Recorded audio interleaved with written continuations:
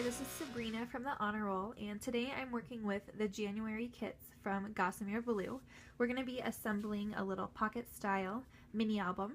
You're just going to need a few things, several sheets of pattern paper, and then your basic trimmer, scissors, a length of ribbon, and some sort of binding material. I'm using black electrical tape. Bookbinding tape would work as well. So let's get started. I'm using a 12 by 12 sheet of cardstock. You can also use 8.5 by 11, that would work as well. Might be a little faster even. And I'm going to trim that down to 6 inches by 8.5 inches.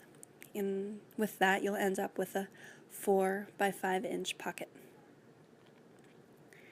We're going to create some score lines in this to make the folding a little bit easier.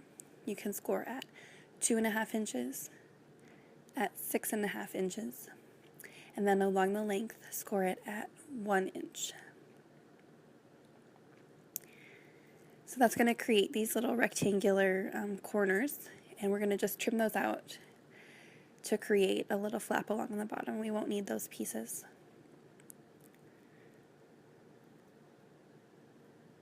So just snip, snip, snip, and then we're going to fold in each of the sides. And I'm going to use a corner rounder along the bottom to trim that little flap. You can fold it up as it is as well. No big deal, whether or not that bottom is rounded. To put this all together, I'm using a liquid glue, and I'm going to just apply a line of that along the outside of one flap, the inside of the other flap, and then press that together. And then we're going to put some more along that bottom flap area.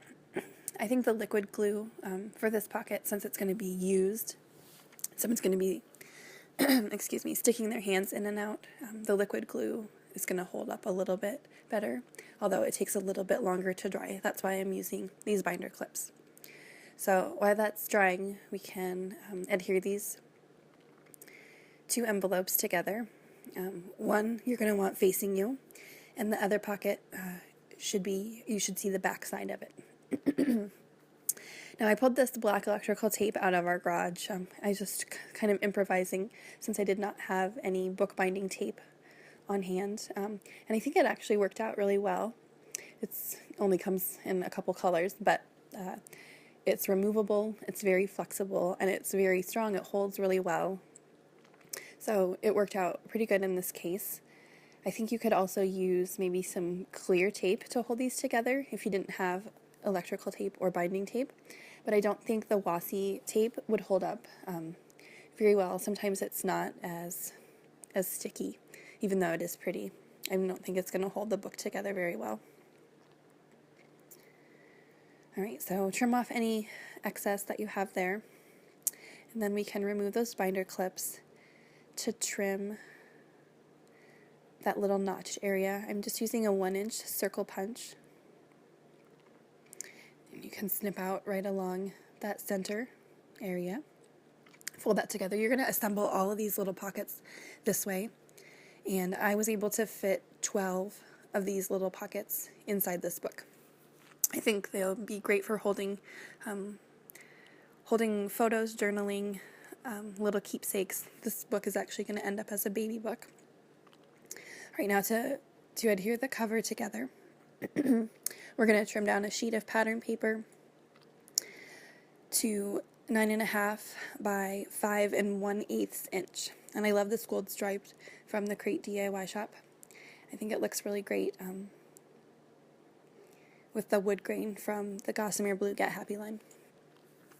So we're going to score this sheet at 4 1/4 inches. But first I'm going to move the edge up to the 1/8 inch line that you can see here. That's going to allow just a little bit of overhang.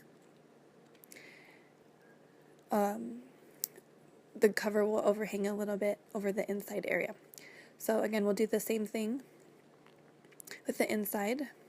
I ended up trimming just a tiny bit more off of the inside of the cover, so when you fold it up, nothing peeks out onto the front side. Again, use a heavy hand with your glue. You really want a lot on there to make sure this sticks together well, but do not go too close to the edges so nothing peeks out onto the backside.